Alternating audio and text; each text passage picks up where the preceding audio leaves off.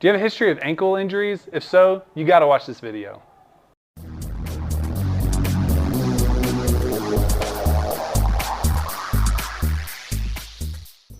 Hey everyone, it's Dr. Andrew. Today we're going to talk about ankle mobility and range of motion. First of all, if anything that you try from this video gives you pain, stop and go see a doctor or a physical therapist. So let's talk about why ankle range of motion is important. Now, the ankle needs to be able to bend upwards like this, okay? Like that. And if the ankle isn't able to bend upwards like that, then when you land from a jump, when you're running, when you're walking, then a lot of that force that comes up from the ground is going to be transferred from the ankle to the knee, and then even possibly to the hip, and also to the back. So if you land from a jump and you can't bend your ankles upward, then your knees are going to take some of that force and some of that range of motion, and then you can put yourself at risk for injuring your ligaments, your hips, or your low back. Typically, people who have limited range of motion with bringing their ankles upward are people that have a history of ankle sprains or some kind of ankle or even calf injury or like an Achilles tear or something. So if you have a history of these types of injuries, then this video is going to be very important for you. Okay, so first we need to assess how good our dorsiflexion is in our ankle. So there's two things we can do at home to see that. The first is just a deep squat. So you're going to stand with your feet pointed straight ahead and just drop down into a deep squat as far as you can, and then come back up. And then we'll show that from the side. Feet straight ahead, drop down, and then come back up. If you have trouble doing that, or if you fall backwards as you go down, you may have some limited ankle dorsiflexion. So the next test we're going to look at is called knee to wall and kneeling. So you're going to come over to a wall, and we're going to use this pillow for the opposite knee for comfort. And you have to do this test barefoot, because if not, if you have shoes on, it could skew the test. You're going to put your toe about a hand's width away from the wall. So about right here. Now in this position, lean forward and try to touch your knee to the wall without the heel coming up. So I can do this pretty well, so that means I have good ankle dorsiflexion. If you're leaning in and then you can't touch the wall, or your heel starts to come up in order to touch the wall, that means that you could have limited ankle dorsiflexion, and it could put yourself at risk for injury with sports or with other activities. All right, so we did these two tests, and you realize that you have limited dorsiflexion in your ankles. So now what can we do? So the first thing we're going to do is just a good old simple gastroc and soleus stretch. So what we're going to do is stretch out these muscles back here, because if these are tight, it's going to limit your ankle from coming up. Again, there's two muscles back here. To stretch the top part, we're going to keep the knee straight. We're going to put our foot up on a step, on a curb.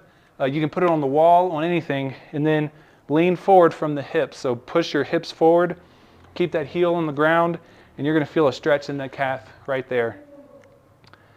So we're going to hold this stretch for about 20 seconds, 20 to 30 seconds. And then after that, you can relax, okay? So I would do that stretch 3 to 4 times. Next thing we're going to do is called the soleus stretch, and also this stretches the Achilles tendon down here.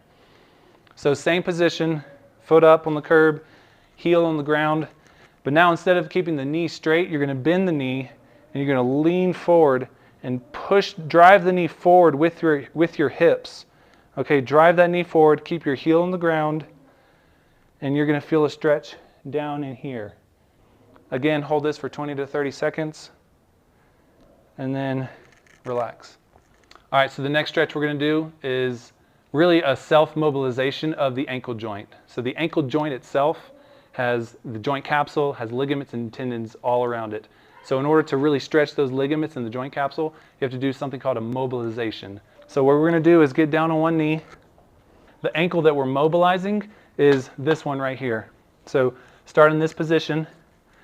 I'm going to take this hand and I'm going to cup my heel right here, okay? And this hand is just going to hold the heel down onto the ground so that the heel doesn't raise up. Then this arm is going to be right here on my knee, and I'm going to push forward like this. I'm going to push with my whole body. I'm going to lean in with my trunk, and I'm going to kind of push with my arm and my shoulder as well while I'm stabilizing with this hand. So we're stabilizing here, and then I'm just going to push right here until I really can't go any farther. And then once I get to right there where it feels like you're really stretching, you're going to kind of bounce on it just like this. Bounce on the ankle and make sure that this hand right here is holding the heel down. Okay, and this is going to give you a really good stretch in the foot and in the ankle to increase that ankle dorsiflexion. All right, so the last thing we're going to look at to try to increase ankle dorsiflexion is just practicing that deep squat that we did earlier. So to do that, a lot of you maybe fell backwards when you did the deep squat. So what you can do is find a pole, a railing, something to hold on to. And I'm going to use a belt. You can use a dog leash or whatever.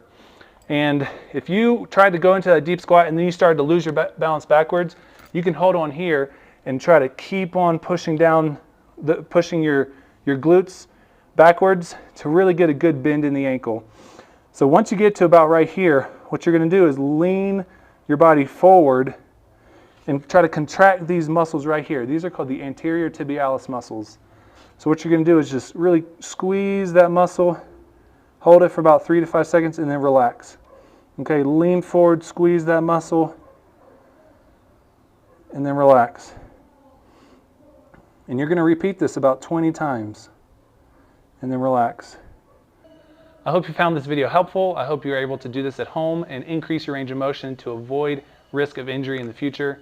If you like this video, please like it and then subscribe to my channel. And remember, life is sketchy when you're not stretchy.